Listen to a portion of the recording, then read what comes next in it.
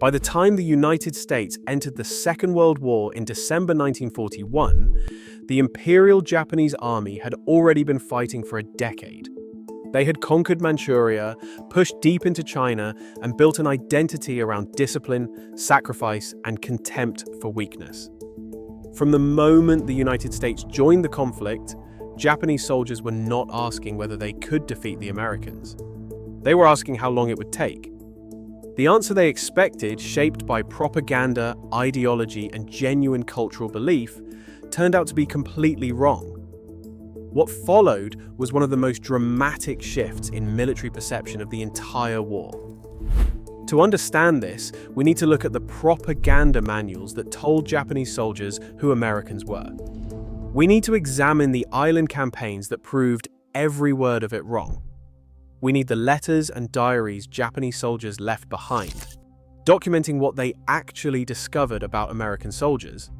And we need to confront the brutal reality of what happened to prisoners on both sides, a subject neither army was willing to talk about after the war. The Imperial Japanese Army did not leave its soldiers to form their own opinions about the enemy.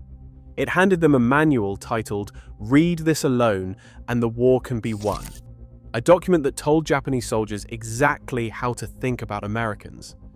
Its assessments were not vague. They were specific and stated as established fact. Americans were cowards. They depended on machines and material because they lacked the will to fight without them. One section stated directly that American soldiers were more afraid of combat than even the Chinese soldiers Japan had already defeated. American material abundance was not presented as a strength. It was presented as proof of weakness, the dependence of a soft people on tools they needed because they could not fight any other way.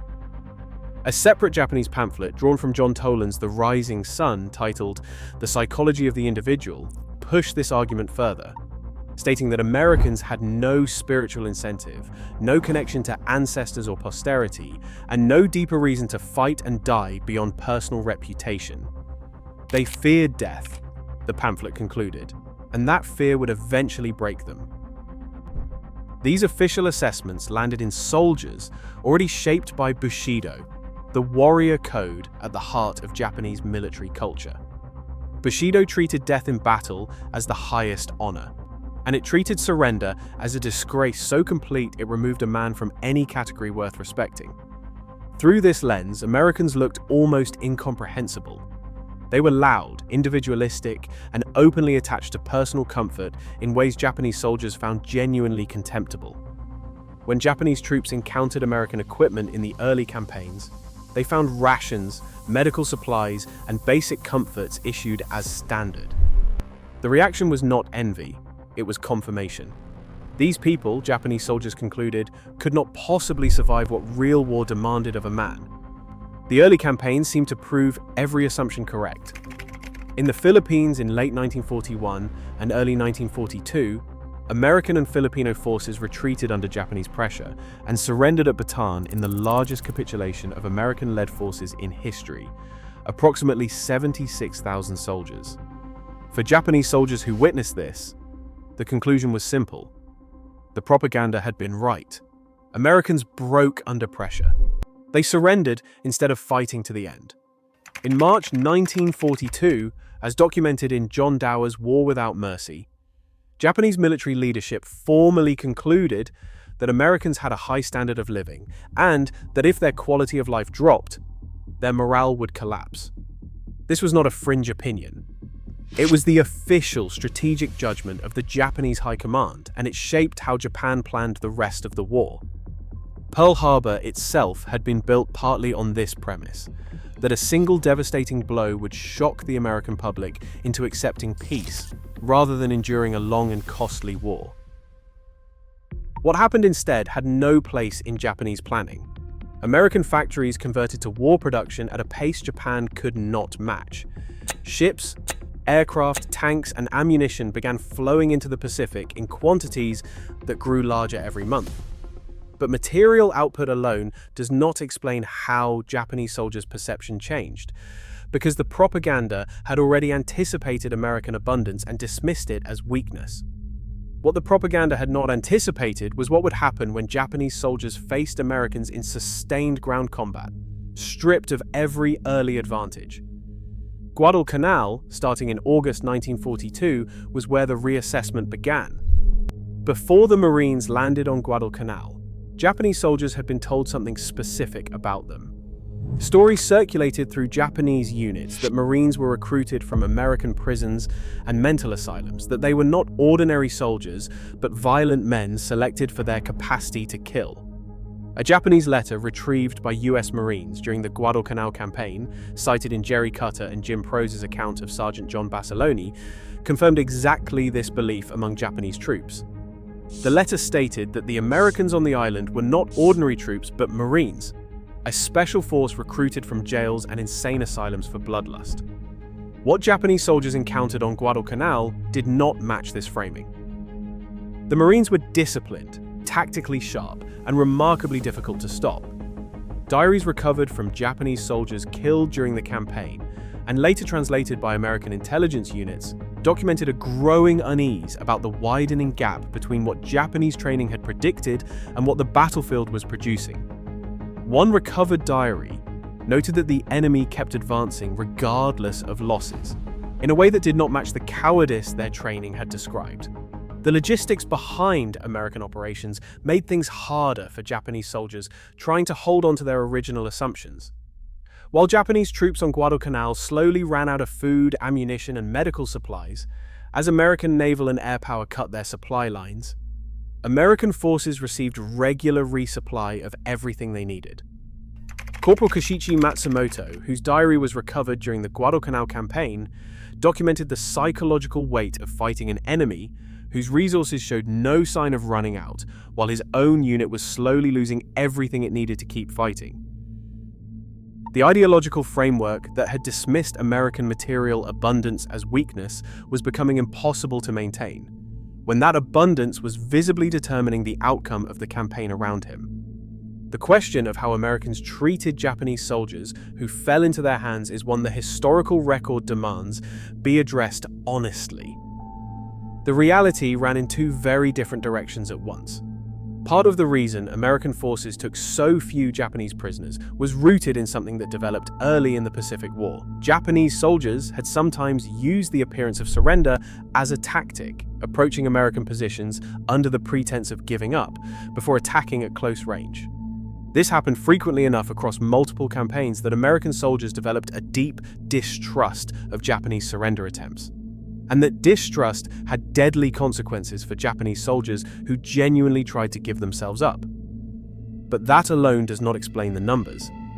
At Guadalcanal, out of a garrison of approximately 30,000 Japanese soldiers, only 11 were taken prisoner. At Tarawa, out of roughly 4,500 defenders, only 17 survived to be captured. At Iwo Jima, out of a garrison of roughly 21,000 soldiers, only 216 were taken prisoner. Admiral Chester Nimitz documented that the ratio of Japanese killed to prisoners taken ran at approximately 100-1, a figure without equivalent anywhere else in the war. Some American units were executing Japanese soldiers and mistreating their remains. The behavior was serious enough that Nimitz and General MacArthur issued formal orders prohibiting it. Historian Niall Ferguson and author Eugene Sledge, in his memoir With the Old Breed, documented battlefield behavior that reflected a level of dehumanization beyond anything the rules of war permitted. Japanese soldiers who believed that surrender offered no reliable alternative to death carried that knowledge into every defensive position they held, and it strengthened a Bushido framework that already treated surrender as dishonorable. The propaganda that described Americans as capable of savagery was not without some foundation in what actually happened. Japanese soldiers on Iwo Jima and Okinawa made their decisions to fight to the last, with this reality as part of their calculation. At the same time, Japanese soldiers who were captured and survived documented something that contradicted the savage narrative in ways they found hard to process. General Tadamichi Kuribayashi, commanding the Japanese defense of Iwo Jima, wrote letters home during the battle that described American soldiers with a professional respect that would have been unrecognizable to Japanese military leadership 3 years earlier. His letters, published after the war by his daughter in a collection titled Picture Letters from the Commander-in-Chief, noted American bravery and the determination with which they fought. Kurobayashi built his entire defensive strategy around a frank assessment of American firepower and logistical capability rather than any assumption of American weakness. He designed the tunnel and cave network that made Iwo Jima so costly for American forces, specifically because he understood that American firepower could destroy any surface position. This was not the thinking of a commander who believed his enemy was soft. It was the thinking of a commander who had studied his enemy carefully and taken what he found seriously.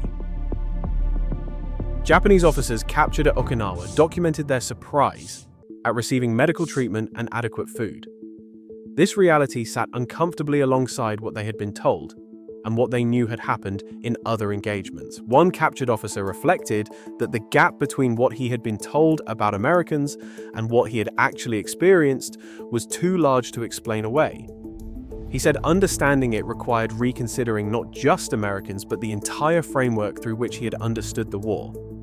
By the time the war ended, the perception Japanese soldiers held of American troops had moved an enormous distance from where it had started.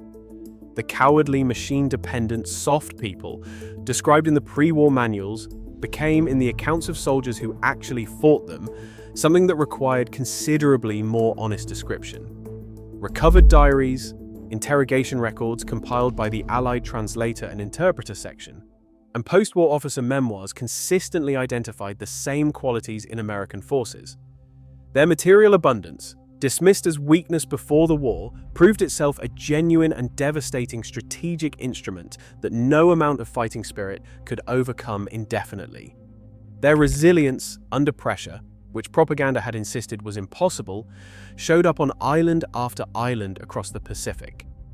Their treatment of prisoners was neither the savagery propaganda had promised, nor the consistent humanity that some post-war accounts suggested. It was something in an uncomfortable middle that neither side's ideology had prepared anyone to describe accurately. The Americans Japanese soldiers dismissed in 1941, and the Americans they faced at Okinawa in 1945, were, in the documented accounts of those who fought them, not the same enemy at all. The distance between those two assessments is a measure of how completely sustained combat can dismantle even the most deeply held beliefs, when reality and ideology are forced into direct and lasting contact. If you enjoyed this video, please consider subscribing and liking the video.